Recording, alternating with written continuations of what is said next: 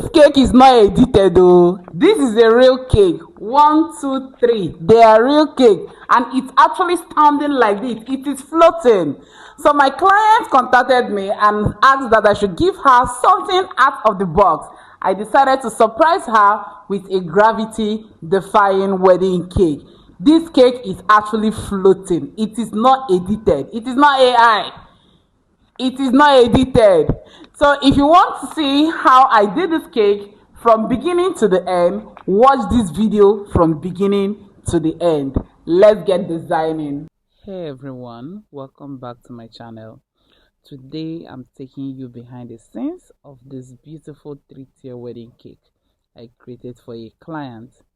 And honestly, this cake was such a special project for me. From the planning stage to the final setup, every single step required patience, creativity, and attention to details.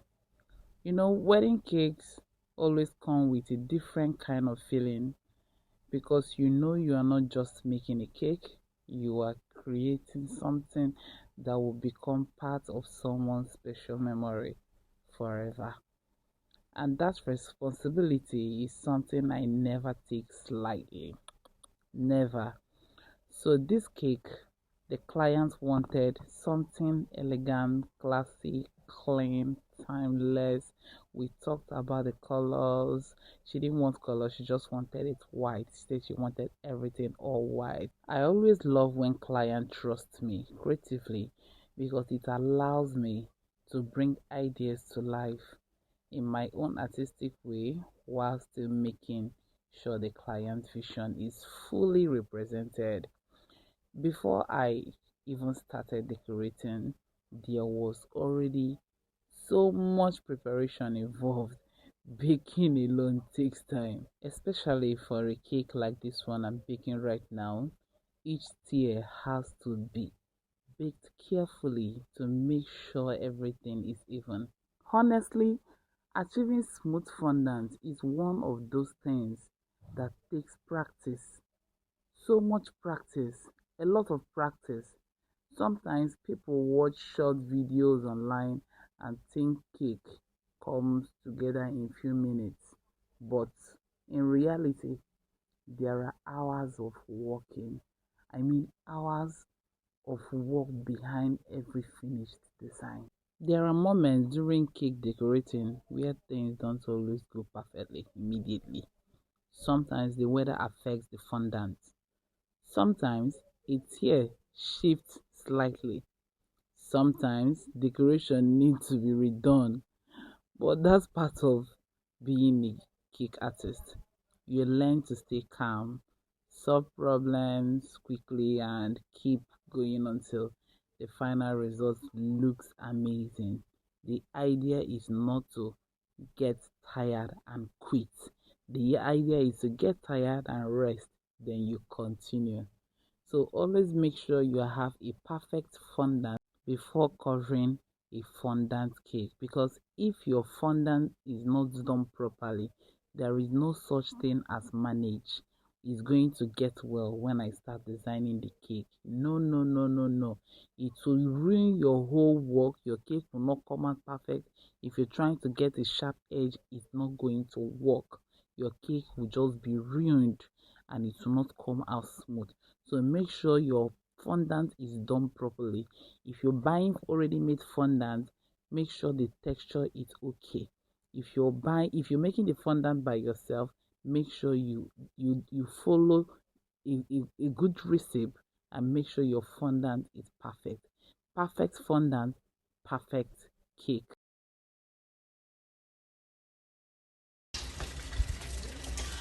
If I have my way, there will be no work today. If I have my way, I won't go to the office today because this baker is very tired. But I cannot disappoint my client. So let's go get that wedding cake done.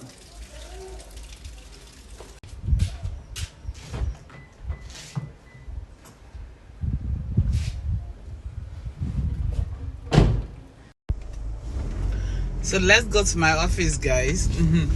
Whenever I'm wearing this uniform, ruffles and glitz uniform, just know that Things have gotten serious. Okay, let's go make the wedding cake. I'm driving to my office right now. I'm going to be using rice paper and wafer paper to design this cake. So immediately I got to the office, I started making my rice paper. Then I did this thing like this, the rice paper, it is dried. So I have to like put it in a hot oil, but only the tip is just perfect for the design I am making. This is how I want it. So I moved over to making my wafer paper using steamer. The hotness of this steamer is nothing to write home about, but this is the life I chose. No excuses. No excuses, not even one. It was time to stack the cake, but it's a gravity defying cake, so I have to make the structure of the gravity. That is something that will make the cake look like it's floating.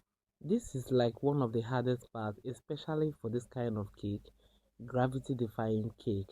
If you don't do this well, your cake might just collapse at the event center or even when you are stacking it. So you have to really be very careful. This is the first layer, 12 inches, first tier. I already stacked it.